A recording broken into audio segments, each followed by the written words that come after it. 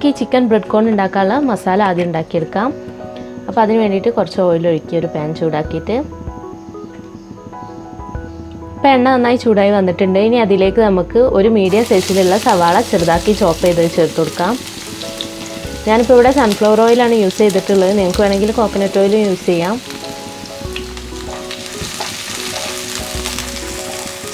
ഇനി അടുത്തതായിട്ട് ഇതിലേക്ക് 1 ടേബിൾ സ്പൂൺ ഇഞ്ചി വെളുത്തുള്ളി ചതച്ചത് ഇട്ട് കൊടുക്കാം. ഇനി നമുക്ക് ഇതിലേക്ക് വേണ്ട വെജിറ്റബിൾസ് ചേർത്ത് കൊടുക്കാം. ഞാൻ ഇതിലേക്ക് ഒരു 1/4 കപ്പ് ക്യാപ്സിക്കം എടുത്തിട്ടുണ്ട്. പിന്നെ അതുപോലെ തന്നെ ഒരു കപ്പ് ക്യാബേജ് ചെറുതായിട്ട് ചോപ്പ് ചെയ്തത്. പിന്നെ അതുപോലെ തന്നെ 1 കപ്പ് ക്യാരറ്റും ചെറുതായി ചോപ്പ് ചെയ്ത് എടുത്തിട്ടുണ്ട്. ഇത്രയും നമുക്ക് ഇതിലേക്ക് ചേർത്ത് കൊടുക്കാം.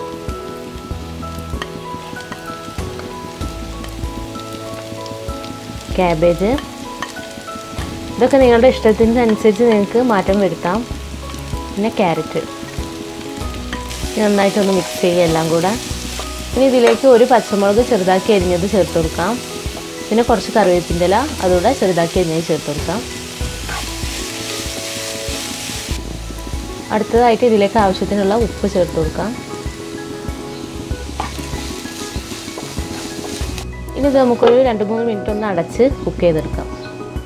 ഇനി നമുക്കിതൊന്ന് തുറന്ന് നോക്കാം.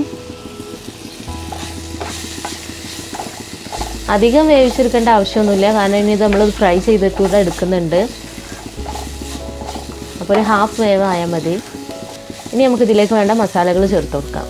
ഇനി അടുത്തതായി ഇതിലേക്ക് ഒരു 1/2 ടീസ്പൂൺ മഞ്ഞൾപ്പൊടി ചേർത്ത് കൊടുക്കാം. പിന്നെ ഒരു 1/4 teaspoon garam masala, 1 teaspoon pepper powder, പിന്നെ ഒരു 1/4 ടീസ്പൂൺ ചിക്കൻ മസാല. ഇത് ഓപ്ഷനിലാണ്, ആവശ്യമുണ്ടെങ്കിൽ ചേർത്താൽ മതി. ഇത്രയും ചേർത്തിട്ട് നന്നായിട്ടൊന്ന് മിക്സ് ചെയ്യാം. ഇനി നമുക്കിതിലേക്ക് ചിക്കനും ഉപ്പും മഞ്ഞളും കുരുമുളകും കൂടെ ഇട്ടിട്ട് വേവിച്ചിട്ട് എല്ലൊക്കെ റിമൂവ് ചെയ്തെടുത്തിട്ടുണ്ട്. ജസ്റ്റ് ഒന്ന് ക്രഷ് ചെയ്തെടുത്തിട്ടുണ്ട്. അപ്പോൾ അതുകൂടെ ഇതിലേക്ക് ചേർത്ത് കൊടുക്കാം. ചിക്കൻ്റെ അളവൊക്കെ നിങ്ങളുടെ ഇഷ്ടത്തിനനുസരിച്ച് നിങ്ങൾക്ക് ചേർക്കാം. അതുകൂടെ ഒന്ന് ജസ്റ്റ് മിക്സ് ചെയ്യാം. ഉപ്പൊക്കെ പാകത്തിനുണ്ടോ നോക്കിയിട്ട് ഇനി എക്സ്ട്രാ വേണമെന്നുണ്ടെങ്കിൽ ആഡ് ചെയ്യുക. അതുപോലെ എരിവൊക്കെ നിങ്ങളുടെ ഇഷ്ടത്തിനനുസരിച്ച് മാറ്റം വരുത്താം. ഇതിൽ നമ്മൾ മുളക് പൊടിയൊന്നും ചേർക്കുന്നില്ല. നിങ്ങൾക്ക് വേണമെന്നുണ്ടെങ്കിൽ കുരുമുളകിൻ്റെ അളവ് കൂട്ടുക കുറക്കുകയൊക്കെ ചെയ്യാം. ഇനി ഇതിലേക്ക് കുറച്ച് മല്ലിയില കൂടെ ചേർത്ത് കൊടുക്കാം. ഇത്രയും ചേർത്തിട്ട് നമുക്കൊരു 2 മിനിറ്റും കൂടെ ഒന്ന് മൂടി വെച്ച് വേവിക്കാം. ആ ചിക്കനിൽ നമ്മൾ ചേർത്ത മസാല ഒക്കെ ഒന്ന് പിടിക്കാൻ വേണ്ടിയിട്ട് ഒരു 2-3 മിനിറ്റ്. അപ്പോൾ നമ്മുടെ ചിക്കൻ്റെ മസാല ഇവിടെ റെഡി ആയിട്ടുണ്ട്. നമ്മളിതിങ്ങനെ അടച്ച് വെച്ച് വേവിക്കുമ്പോൾ നമുക്ക് ആ ചിക്കൻ്റെ ഒക്കെ നല്ലൊരു ഫ്ലേവറൊക്കെ നമ്മുടെ വെജിറ്റബിൾസിലൊക്കെ വരും. പിന്നെ അതുപോലെ തന്നെ ഈ മസാലയൊക്കെ നമ്മുടെ ചിക്കനിലൊക്കെ ഒന്ന് പിടിക്കാൻ വേണ്ടിയിട്ടാണ്. ഇനി നമുക്കിത് ചൂടാറാൻ വേണ്ടിയിട്ട് മാറ്റി വെക്കാം. എന്നിട്ട് നമുക്ക് ബ്രെഡിൽ ഫില്ല് ചെയ്യാം. അപ്പോൾ ഇനി നമുക്ക് ബ്രെഡിൽ ഇത് ഫില്ല് ചെയ്യുക എങ്ങനെയാണെന്ന് നോക്കാം. അപ്പോൾ ഞാനൊരു ബ്രെഡിൻ്റെ സ്ലൈസ് എടുത്തിട്ട് അരികൊക്കെ നന്നായിട്ട് കട്ട് ചെയ്ത് കളഞ്ഞിട്ടുണ്ട്. ഇനി നമുക്കിതൊന്ന് പരത്തിയെടുക്കണം. ഇത് നമ്മൾ ഈ അരിക് കട്ട് ചെയ്ത് കളയുമ്പോൾ അതിൻ്റെ ബാക്കി പീസ് നമുക്ക് ഒഴിവാക്കേണ്ട ആവശ്യമില്ല. അതൊന്ന് ജസ്റ്റ് മിക്സിയിലിട്ടൊന്ന് പൊടിച്ചാൽ മതി. നമുക്കിതിന് ബ്രെഡ് ക്രംസ് ആവശ്യമുണ്ട്. അപ്പോൾ അതുപോലെ ഞാൻ ഇതിൻ്റെ അരികൊക്കെ പൊടിച്ചെടുത്തിട്ടുള്ളതാണിത്. ഇനി നമുക്കിതൊന്ന് ജസ്റ്റ് ഒന്നിങ്ങനെ പരത്തിയെടുക്കാം. ജസ്റ്റ് ഒന്നിങ്ങനെ തിന്നാക്കിയെടുക്കാം. ഈ ഒരു തിക്നെസ്സിൽ നമുക്ക് ഒന്ന് ജസ്റ്റ് ഒന്ന് പരത്തിയെടുത്താൽ മതി. എന്നിട്ട് അതിന് ശേഷം നമ്മൾ ജസ്റ്റ് ഇതുപോലെ ഒന്ന് കോണാക്കി പിടിക്കാം.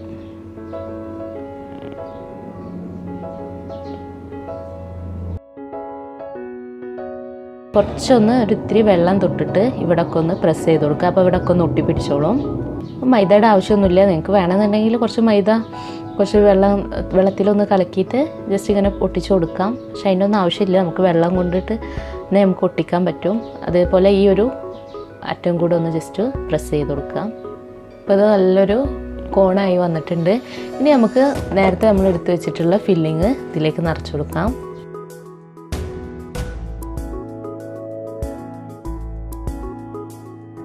അതിൻ്റെ ശേഷം നമുക്ക് ഇതുപോലെ ജസ്റ്റ് ഈ ഒരു ഭാഗം ഇങ്ങോട്ടൊന്ന് ഫോൾഡ് ചെയ്യാം. എന്നിട്ട് ഈ ഒരു അറ്റവും കൂടെ നമുക്കൊന്ന് വെള്ളത്തിനെ കൊണ്ടൊന്ന് വെള്ളം തൊട്ടിട്ട് പ്രസ് ചെയ്ത് കൊടുക്കാം.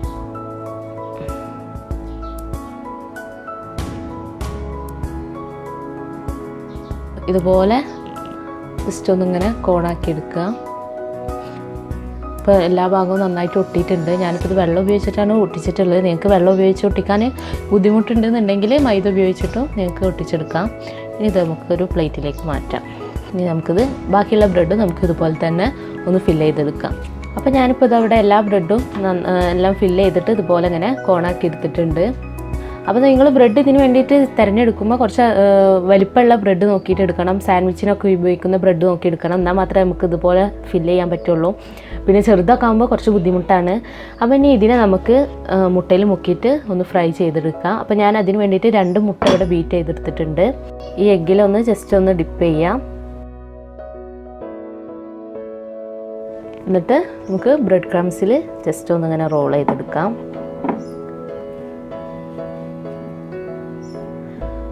അപ്പോൾ ഇനി ഏതെങ്കിലും ഭാഗമൊക്കെ കവർ ചെയ്യാതെ പോയിട്ടുണ്ട്, നമ്മളിതിങ്ങനെ ഫില്ല് ചെയ്യുമ്പോൾ കവർ ചെയ്യാതെ പോയിട്ടുണ്ടെങ്കിൽ നമ്മളിങ്ങനെ ചെയ്യുമ്പോൾ ശരിയായിക്കോളും. ഇതുപോലെ എല്ലാം ഒന്ന് നമുക്ക് ഡിപ്പ് ചെയ്തിട്ട് റോൾ ചെയ്തെടുക്കാം. എല്ലാ ബ്രെഡുകളും ഇങ്ങനെ എഗ്ഗിൽ മുക്കിയിട്ട് ജസ്റ്റ് ബ്രെഡ് ക്രംസിലൊന്ന് റോൾ ചെയ്തെടുത്തിട്ടുണ്ട് നല്ലതുപോലെ. ഇനി നമുക്കിത് ഫ്രൈ ചെയ്തെടുക്കാം. ഞാനിപ്പോൾ ഒരു പാനിൽ എണ്ണ ചൂടാക്കിയിട്ടുണ്ടായിരുന്നു. ഇനി നമുക്ക് ഓരോ കോണും ഇതുപോലെ ഫ്രൈ ചെയ്തെടുക്കാം. എണ്ണ നന്നായി ചൂടായിട്ടുണ്ട്. ഫ്ലെയിം ഒരു മീഡിയം ഫ്ലെയിമിൽ വെക്കണം, കൂടി പോകരുത്, പെട്ടെന്ന് തന്നെ കരിഞ്ഞു പോകും. ഒരു നല്ലൊരു ഗോൾഡൻ കളറായി കഴിഞ്ഞാൽ നമുക്ക് എണ്ണയിൽ നിന്ന് കോരി മാറ്റാം. അപ്പോൾ നമ്മുടെ ചിക്കൻ ബ്രെഡ് കോൺ ഇവിടെ ഫ്രൈ ചെയ്തെടുത്തിട്ടുണ്ട്. അപ്പോൾ ഇനി നമുക്കിതൊന്ന് സെർവിങ് ഡിഷിലേക്ക് മാറ്റാം. അപ്പോൾ നമ്മൾ ടേസ്റ്റി ആയിട്ടുള്ള ചിക്കൻ ബ്രെഡ് കോൺ ഇവിടെ റെഡി ആയിട്ടുണ്ട്. വളരെ എളുപ്പമാണ് ഉണ്ടാക്കിയെടുക്കാൻ, അതുപോലെ തന്നെ വളരെ ടേസ്റ്റിയാണ്. നമുക്ക് ഇഫ്താറിൻ്റെ ഒക്കെ ടൈമിലൊക്കെ ഉണ്ടാക്കിയെടുക്കാൻ പറ്റുന്ന ഒരു വിഭവമാണിത്. അപ്പോൾ കുട്ടികൾക്ക് എല്ലാവർക്കും ഇഷ്ടമാവും. അപ്പോൾ നിങ്ങളെല്ലാവരും ഇതൊന്ന് ട്രൈ ചെയ്ത് നോക്കുക. പിന്നെ ആദ്യമായിട്ടാണ് നിങ്ങൾ ഈ വീഡിയോ കാണുന്നുണ്ടെങ്കിൽ, നിങ്ങൾക്ക് ഇഷ്ടമായിട്ടുണ്ടെന്നുണ്ടെങ്കിൽ ഈ ചാനലൊന്ന് സബ്സ്ക്രൈബ് ചെയ്യുക. അതിന് വേണ്ടിയിട്ട് തൊട്ടടുത്തുള്ള റെഡ് കളറിലുള്ള സബ്സ്ക്രൈബ് ബട്ടൺ പ്രസ് ചെയ്യുക. അതിനോടൊപ്പം തന്നെ അതിൻ്റെ തൊട്ടടുത്തുള്ള ബെല്ലൈക്കൺ കൂടെ പ്രസ് ചെയ്താൽ അതിൽ ഓൾ എന്നുള്ളൊരു ഓപ്ഷൻ ഉണ്ടാവും. അതുകൂടെ ഒന്ന് പ്രസ് ചെയ്താൽ മാത്രമേ നിങ്ങൾക്ക് ഞാനിടുന്ന വീഡിയോസിൻ്റെ നോട്ടിഫിക്കേഷനൊക്കെ അതാത് സമയത്ത് കിട്ടുള്ളൂ. അപ്പോൾ പുതിയൊരു വീഡിയോയുമായിട്ട് നമുക്ക് വീണ്ടും കാണാം. Thanks for watching.